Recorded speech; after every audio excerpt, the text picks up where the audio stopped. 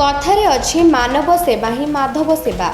वर्तमान मास मध्य पुण्य मास कार्तिक मास आरंभ हो जाइछि एवं एही पुण्य मासरे लोके किए केउ प्रकार दान पूजा विधि करी पुण्य अर्जन करती किंतु आज भंजनगर अंचलर राइजिंग हैंड यूथ क्लब सदस्यों नियारा प्रयास देखा मिलता।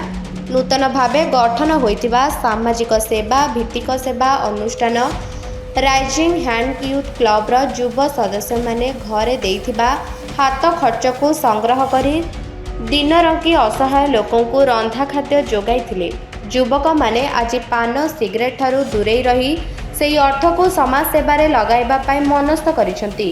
आज भंजनगर सहरर बसस्टाण्ड और विभिन्न मंदिर पाखरे बसिथिबा दिनरंगी मानकु खाद्य बंटन करथिले और आगकु मध्य एही सेवा कार्यक्रम को त्वरान्वित कराजिबो बोली अनुष्ठानर युव कर्मकर्ता माने कहिसंती। एही परिकि रक्त आवश्यक हेउथिबा रोगी असहाय परिवार दुर्घटनाग्रस्त व्यक्ति को सबबेले सहयोग करिवे बोली प्रकाश करिसंती। यूथ क्लब रो मोड सदस्य तो आपण को मु एया अनुरोध करूची कि आपण जहा जदि देखुचनी गोटे गरीब कि असहाय लोक को जोड़ी भी देखुचंदी आपण आमतिकी दया करिगिरी ठिकना देबे आ कौन साहाय्य दरकार आमे सेडी के जुबु आमे करिवु। हमर कांटेक्ट नंबर भी दिया हिचे एटे आपण कॉल करले आमे सेडी जु तांकर साहाय्य करिवु। आ जहा को भी ब्लड फ्लड दरकार हमर पिला माने अछिंदी समस्ते ब्लड भी देबागु। क्लब रा जने सदस्य आज हम अनुष्ठान तरफ रु बहुत भंजनगर बहुत अंचल रे बुलिकी आमे गरीब असहाय लोक माननकु खाइबा रंधा खाद्य दान करिदिलु।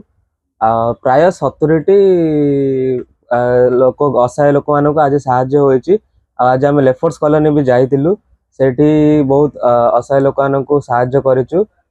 आम अनुष्ठान उद्देश्य हैला असहाय थिया व्यक्ति आ रोग रे पीड़ित व्यक्ति मानक साहाय्य करबा। जदि आपण मानक जदि कोन असुविधा होउछि तो हमर कांटेक्ट नंबर रे कांटेक्ट करिकि हमकु जणा आमे आपण पाखरे सब बेले उपस्थित रहइबु। एंड यूथ क्लब रो जने सदस्य आज आमे असहाय गरीब लोक मानकु रंधा खाद्य देइछु। प्राय 70 जन को देइथिलु। भंजनगर एवं भंजनगर आखपाख अंचल रे मध्ये बांटिछु। तापर रेपर्स कॉलोनी भी जाइथिलु। हमर निजर किछि इनकम नाही। हमर मम्मी बाबा पॉकेट मनी देइथांती सेही पॉकेट मनी रु आमे किछि किछि संचय करी एही संगठन को आमे आगो को बढ़ाइछु। भंजनगर पुरुषोत्तम महापात्रଙ୍କ रिपोर्ट निरपेक्ष न्यूज।